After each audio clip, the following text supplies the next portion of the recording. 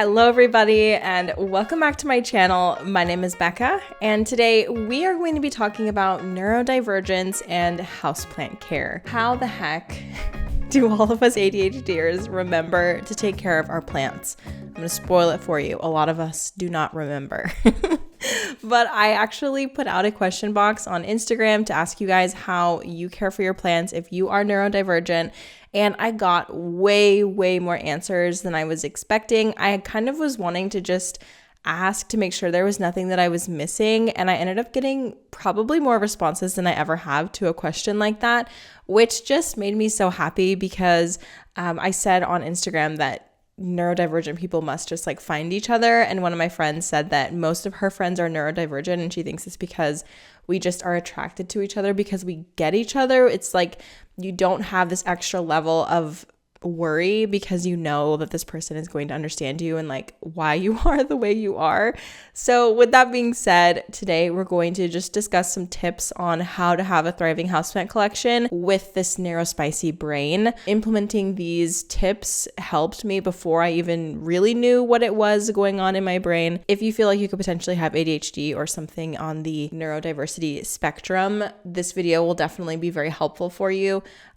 So yeah, I think we should just get into it. So the first tip is to focus on plants that can handle neglect and or are vocal about their needs. So this is like stemming from the point of shopping for these plants, like picking out plants. You want to stick with plants that are going to be able to handle a little bit more neglect. And if you are going to branch out into plants that can handle a little bit more of that neglect, you're going to have to implement a few more of the tips that I'm going to talk about later. But just as a baseline, focusing on plants that can handle drought, neglect is going to set you up for success early on so that you don't burn out and feel kind of disappointed with yourself if you end up killing a bunch of plants simply because you forgot about them, or yeah, I think it usually is just because we forgot about them. Some plants that I would suggest if you are getting started or you're wanting to sort of redo your plant collection to work a little bit better with your brain, thick-leaved plants are going to be really great options. So Hoya, especially Hoya that are like carnosa varieties, so the Hoya compacta, the Hoya crinkle 8, the Hoya carnosa, Hoya Crimson Queen, Crimson Princess, all of those are going to be probably, in my opinion, the easiest of the Hoya genus. And the reason for that is that they have the thick waxy leaves and the thick stems. So those are just some things to look out for just in plants in general. If they have thick leaves and thick stems, those are the types of leaves to focus more on. And then that paired with a thick stem just means that the plant has a lot better water holding capacity. So those will be a little bit better on drought tolerance. And then another category of plants that I think are really great for us are plants that are just really vocal about their needs. My favorite example of all time is going to be the Fittonia. It is a really beautiful houseplant. A lot of people love and hate it because it flops and lets you know very quickly if it needs water or just needs something. So that one, super vocal. And I think honestly from early on, I think that's why I love that plant so much, because I will just forget that I have plants sometimes. I know that sounds a little bit weird because I have this huge room, but depending on what my life looks like at that moment, I could just forget that I need to take care of them. And if I'm scanning the room and I see that my Fittonia is like flopped, it really obviously, it is just a great indication to my brain to be like, oh, that plant needs care. You will know as you move along in your plant care journey, the plants that are going to be better or worse for you. And I just want to say up front that it is totally fine to cycle through a bunch of plants, figuring out which ones work for you. That is like the whole joy of taking care of plants, is finding the ones that work for you. And I think especially as a neurodivergent person, that is especially important because we tend to be kind of hard on ourselves when we fail. But really, it's just if we set ourselves up for success and allow ourselves to quote unquote fail or really just learn the plants that are better for us, we will be much happier with our collections in the long run. Okay. Tip number 2 is to use a plant tracker or just some sort of way to write down last time you watered, when you need to water, reminders to water. A few apps that were suggested by you guys are Planta, this is the one that I hear the most often. Two other apps that people suggested were Greg and then Water Me. These apps, you can set reminders to water your plants. And I do think a lot of people suggested watering on a schedule, which in the past I've always said, like, don't do that because plants can need watering or care on different intervals. Like, it's not always going to be every Friday that the plant needs water. But I do think it is a helpful thing to set a reminder that's like, okay, every Friday after work, I go around, or every morning I go around with my coffee cup and I look at my plants and kind of like take the temperature of the room and see who needs what. So making it a part of your schedule, either by setting a reminder or just lumping it in with something else that you enjoy, like drinking your coffee and walking around your collection and just checking on things. Yeah, don't be afraid to set reminders and use tracking apps and things like that, because those resources are there for the purpose of reminding us to take care of things. And I at least use those reminders and alarms and everything else for other things that I need to remember in my life. So I don't know why I haven't exactly implemented that for my houseplants, but it is something that after this video I would really like to do. This video is very kindly sponsored by Squarespace, which is the all-in-one platform to share about your brand and your business online. I personally use Squarespace for not only my podcast website, but my personal website, and I want to scream it to the hills and the mountaintops that I have finished my website, okay, in perfect ADHD fashion for this video. It took me a really long time, okay, because I just could not focus on getting it done. But honestly, if I was to actually tally up the amount of hours that I spent building this website, it would not be that much because it was just that easy. You're able to use drag and drop templates made by Squarespace to help you create the design of the website, and then you can edit it to kind of make it your own. And something that I really like is there is a free trial. I have already started using my website to collect data from you guys about where you would want to buy De La tanks. It was really easy to set up a form for that, and then it's like collect emails and stuff like that. There's also blogging features. You can also have a shop on your Squarespace website, which I have merch plans in the works. They will be coming out very soon, so stay tuned. This is a little sneak peek if you are watching this. But yeah, I love Squarespace. It was such an easy site to create my websites. I would highly recommend it. Like, seriously, it's incredible. I have a discount code, Becca De La Plants, that will get you 10% off your first purchase of a website or a domain. And you can click the link in the description box below to get started on your free trial. Highly recommend. I hope that you enjoy. Number 3, this is one of my tips that I've been saying from the beginning, since before I even knew that I had ADHD, before I was even suspicious. It wasn't even on my radar for a very, very long time, but it is to keep plants in highly visible places. I picked up on the fact that if something wasn't right in front of my face, I was going to forget about it pretty quickly. So I stick to in the past, I stuck to putting plants in my kitchen and in my bathroom, because no matter what, I'm going to be going into those places multiple times a day. So there are multiple opportunities to see if someone needs something, and just generally like being around them and remembering that they exist. Honestly, as I'm saying it, like, this feels like the most important thing, because we're going to forget that we have plants if they are not right in front of our faces, and it's just a fact of life. So when it comes time to taking care of your plants and like actually getting the motivation to do it, this is something that I personally struggle a lot with. Like, there are times in my life, even just times in the week, where I really do not want to take care of my plants, but they really, really need it. And this is something, it's like an executive functioning thing. You know, like, there's other things like checking my email and opening the mail, I don't know, calling people back, answering my texts. These are all things that are really hard for me to keep up with on a regular basis. So doing something called body doubling, I had a few people write this in the comments. Body doubling is a really great way to kind of get yourself to do something. And body doubling is basically just doing a task next to somebody else, and they don't even have to be doing the same task as you, but just having another person there somehow helps us stay more present. I'm still very new to this whole side of understanding my neurodivergent brain. So if anybody knows any of the science or psychology behind this, I would love to hear from you. But basically what you can do for body doubling, you can just pull up somebody's houseplant chores video and do the chores that you need to do while the video is playing, like during the duration of the video. I make plant chores videos that are usually like 15 to 20 minutes long. So if you just need to like do a couple things, turn on my plant chores videos and get them done. We can do plant chores together. And then also another person who I know for sure does like really long plant chores videos is Wildfern. I'm sure a lot of you are already subscribed to her, but she makes like 50 minute to like hour and a half plant chores videos, which is really helpful if you're just needing to get a lot of stuff done. For me, it doesn't feel like I'm doing it alone. And yeah, just helps me get into the groove. Whether that is the duration of the video you're watching or the duration of a podcast episode or the duration of 1 hour or 15 minutes or 5 minutes, however long you would like to set a timer, put on your over-the-ear headphones. Sometimes it's helpful to like put on shoes so that you're in the mindset of getting stuff done. That was a tip from my friend Chris in the question box. And actually that's a great idea. And I do notice that I do that. Like when I put my Crocs on inside, I will get stuff done so much more than when I'm barefoot, which is like such a small little thing. But anyway, the brain is a wild place. For me, what often happens is I really, really don't want to do it. I'm dreading it. And then I finally start. And then I have a really hard time pulling myself out of it. So setting an alarm or setting a timer is a really great way for me to pull myself out of it afterwards.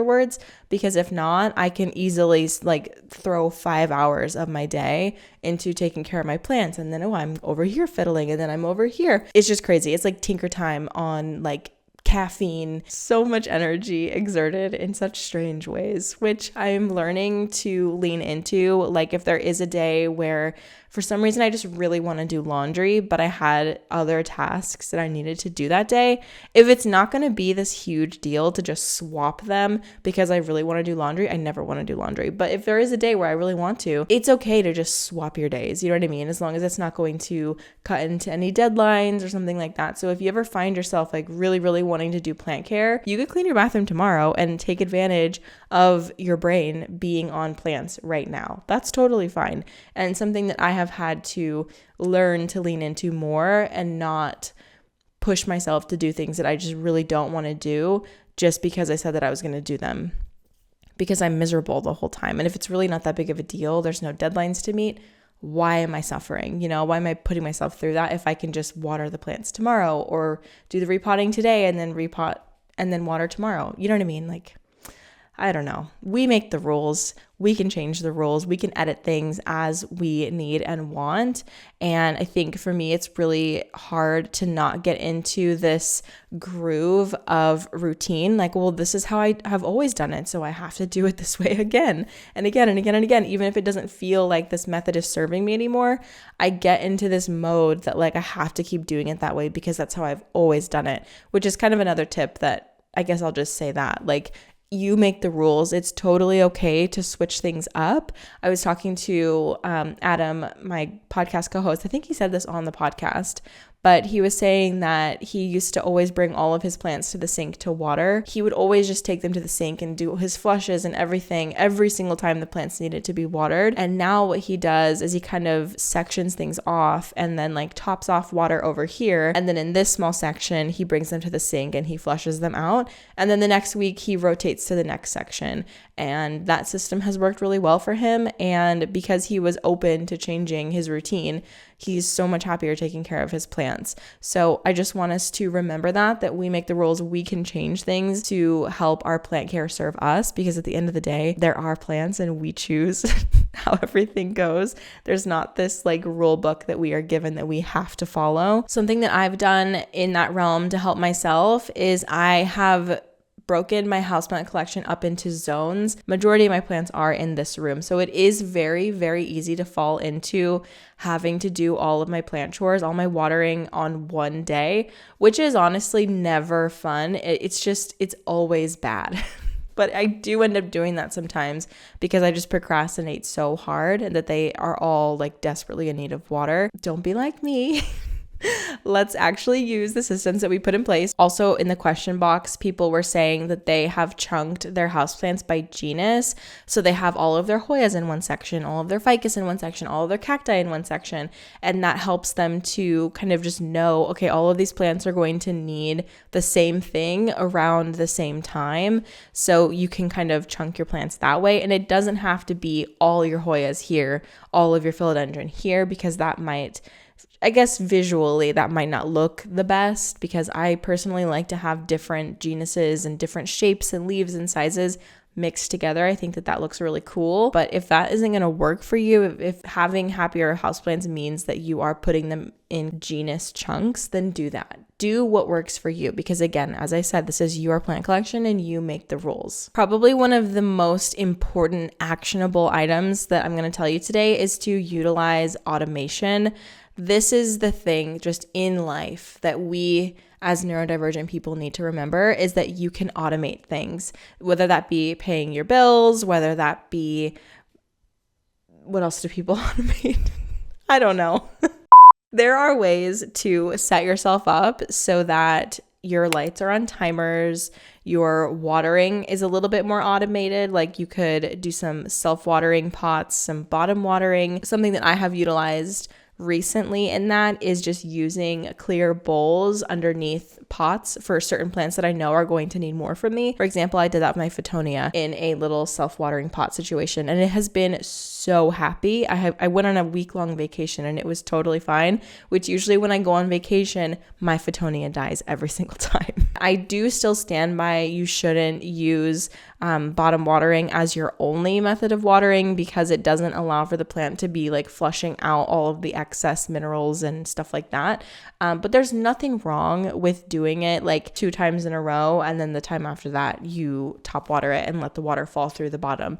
This is something that I was kind of militant about for a very long time, that I was like very against bottom watering. But honestly, it's just so much easier. I can't tell you how many plants I probably would not have killed if I would just give in and do bottom watering, but it was just this rule that I set for myself that I didn't feel like I could break, which again, as I've said, is really silly, and we can break the rules because we make the rules. Closing out this video feels kind of hard because I feel like there is just so much more that I could say, but I know that we've all probably lost our attention span by now, so if you're still here, I just wanted to say that houseplants are not all or nothing. You don't have to have 100 plants or none. You can exist in the gray area of having 5 or 10 or 15 or 1. You genuinely can love houseplants so much and only have 1. There is nothing wrong with that. It is so fun to have 1 plant to focus on. I can't tell you how beautiful my 1 plant would be if I only had 1 to worry about.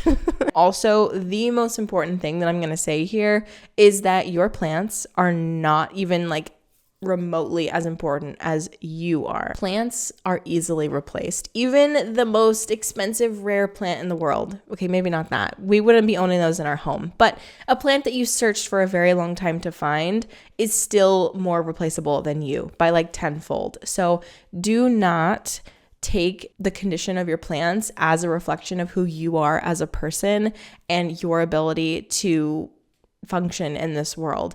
It's okay that plants die. It's fine. It's okay that plants look bad. It's okay that plants get thrips. It's okay that plants get thrips and you want to throw them all away and start over. That's fine. You can do that because you make the rules. And I don't know, I just really want to drive that home because I can be so hard on myself when a plant dies or when I feel like I have a perceived failure or something like that. It's hard not to be hard on yourself when it feels like you have so many barriers that other people don't have. Like talking to people who are not neurodivergent is so crazy sometimes because I'm like, you just get up and do things. Like you just notice that your plants needed something and you just did it. Like you didn't have to think about it. You didn't have to force yourself or like convince yourself. Like that does not compute. I do not understand a world where that is someone's brain, but that is that is not our brains. I've always really tried to drive home the message that we as people are way more important than the plants that we keep. And again, they are replaceable and we are not. So if it comes between you having a horrible day where you hate yourself or throwing away this plant that is just not cooperating, has thrips, bunch of yellow leaves, you forgot to water it for weeks and now it looks horrible, just throw it away. It's not a big deal. You can replace it. I hope that this is helpful for you in just coming to terms with changing up your plant routine to make it work for you and just not feeling guilty about it. And of course, if you have any additional tips or any additional insight that you would like to share with us in the comments down below, it would be incredible. I really, really look forward to reading the comments on this video, and I hope that you found it helpful. Send it to one of your neurospicy friends because I know you got one. All right, guys, thank you so much for watching this video. Make sure that you subscribe if you haven't already for new plant videos every week. And I will see you next week for, I think, a greenhouse chores video. It's going to be a fun one. All right, bye.